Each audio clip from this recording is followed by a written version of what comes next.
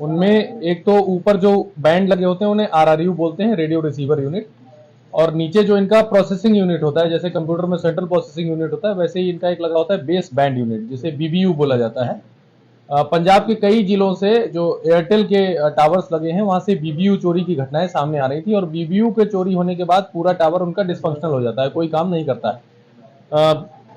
बठिंडा, फिरोजपुर, फतेहगढ़ साहिब, संगरूर, मुरादाबाद, जलंधर, कपूरथला, तरन तारन, लुधियाना, अमृतसर, होशियारपुर,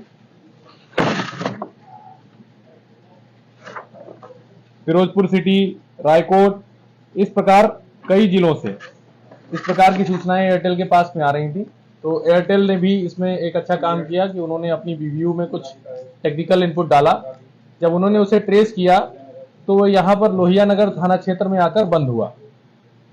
उसके बाद उन्होंने हमसे संपर्क किया। पहले उन्होंने उसे ढूंढने का प्रयास किया, पर उनके द्वारा नहीं सफलता प्राप्त हो सकी अंतिम लोकेशन तक पहुंचने में। तो उन्होंने हमारी स्वाट टीम से और थाना लोहिया नगर पुलिस से संपर्क किया, हम लोगों से संपर्क किया। इसमें सैमसंग के जो कोरिया के रिप्रेजेंटेटिव थे मिस्टर जेम्स, वो भी आए हुए थे, और एयरटेल के इंडिया नोडल थे, वो भी आए हुए थे। तो उनके द्वारा ये पूरी चीज बताई गई। तो जब यहाँ पर छापेमारी की गई तो इसमें 237 बीबीयू बरामद हुए, बेस बैंड यूनिट्स, जिसमें से 235 एयरटेल के बीबीयूज हैं और 2 जियो के बीबीयूज हैं। इसकी कीमत उनके द्वारा $6500 बताई गई है एक बीबीयू की।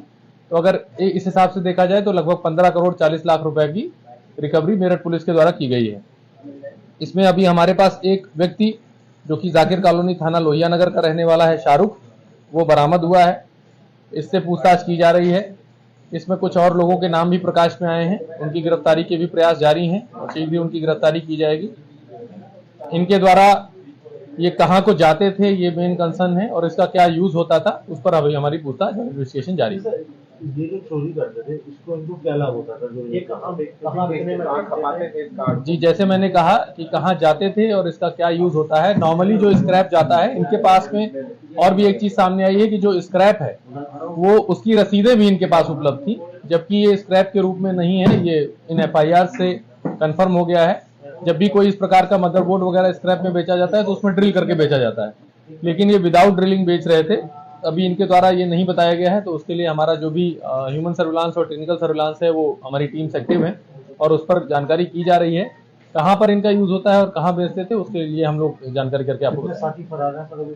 अभी जो इन्होंने बताया है, इनके 2 साथियों के बारे में हमें पता चल गया है, और 2 साथी और संभावित इनके हैं जो इन्होंने नहीं बताया है लेकिन वो हमें पता है। तो इस प्रकार 4 साथी इनके अभी फरार हैं, लेकिन उन पर जब हम अपना टेक्निकल सर्विलांस कर लेंगे तभी उनका मुकदमे नाम हो जाएगा। सर, इसमें आपने बताया कि गैंग चोरी करते थे या गैंग चलाते थे सर? जैसे आपने बताया कि पंजाब से हटाए गए, चोरी किए गए। जी, मैं यही बता रहा हूँ कि अभी ये जो हमारी बैकवर्ड चेन की ट्रेसिंग है वो बाकी है।